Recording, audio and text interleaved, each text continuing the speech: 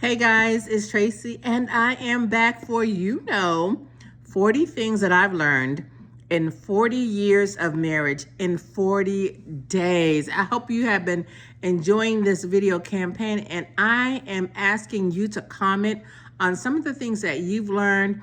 If anything that I share resonates with you, or it's something that you've learned or something similar, I need you to just comment in the comments section, because someone else could very well benefit from that.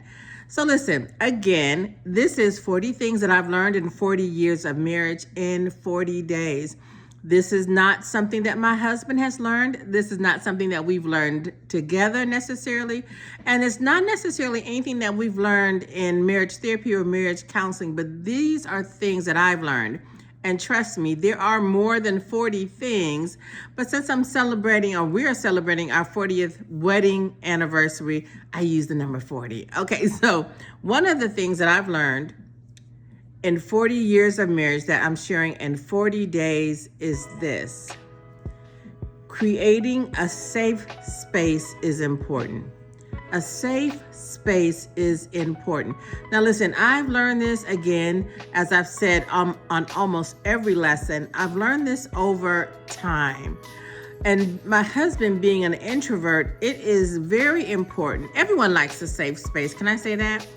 But it's very important for my husband, who is an introvert, for me to offer him a safe space. And let me tell you that although this safe space benefits him, it also benefits me and our relationship. There was a song years ago, and my mama used to love this song. I think it's either Betty Wright or Evelyn Champagne King. But there's a woman who sang a song called The Cleanup Woman. If you grew up in my era, you probably know it. It's the cleanup woman.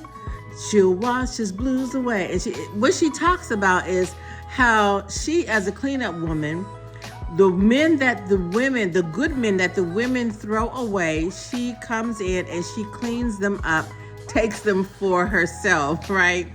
And so I'm a firm believer, if you've ever heard me talk about it, I don't believe that men commit adultery because of something that the woman does, whether it's their wife, whether it's their partner, significant other, their fiance. What the Bible says is that men, which includes women too, are drawn away and enticed by their own lust. But here's what I do believe. I do believe that women and or men can create an atmosphere that is conducive for such things.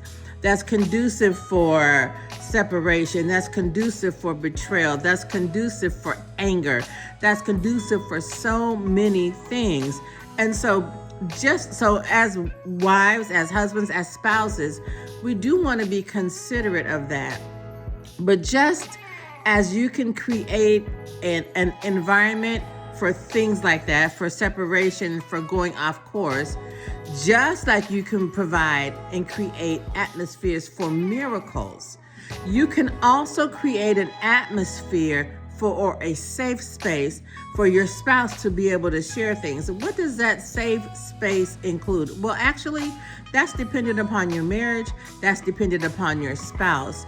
For me, the safe space that I try to create, and I think this is probably universal as it concerns safe spaces in relationships, is I create, to the best of my ability, a safe space where there's no judgment. Now, I am a teacher by gifting, so I have to be careful that even when my husband is sharing something and I give him a safe space, I create a safe environment for him to share that without judging, that I also sometimes have to hold back on my natural inclination to teach, because sometimes teaching can sound like judgment. So listen, the safe space or the safe environment that you create is not one that you, the giver, it's not this. Let me try it again. The safe space that you create, it is not the giver's preferences. It is not what makes the giver saved. When I say giver, I'm talking about if you're giving your wife a safe space, that safe space is not determined by you, husband. It is determined by the wife and her needs. Wife, if you are giving a husband a safe space, that safe space is not determined safe under your standards and your preferences. It is determined safe by what your husband considers safe, by what he's comfortable with. And so that safe space, in my opinion, this is what I've learned, creates another additional bond. It creates another level of intimacy that they can share specific things with you. And then you go to prayer, no judgment. You might you might need to give them extra hug. You might need to whatever it is that they seem to need. You give them that because they will only divulge what they need for the most part in a safe environment, because divulging a need most often involves a level of vulnerability. No one wants to be vulnerable in an unsafe space. No one wants to be vulnerable in a judgmental space. No one wants to be vulnerable in a hostile space. And so once we create, husbands and wives, create that safe space for our spouses, this will create a bonding. This will create more intimacy. And so that is one of the things that I've learned over time. That seems to be the key word as I'm sharing these lessons. That's one of the things that I've learned in 40 years of marriage that I'm sharing in 40 days is to create a safe space for my spouse. Listen, thank you so much for joining. I got some more good stuff, a few more things that I've learned, and I'm going to have more guests that will also share things that they've learned. So I want you to stay tuned and comment in the comment sections about something that you've learned within your marriage journey. I'll see you tomorrow. God bless.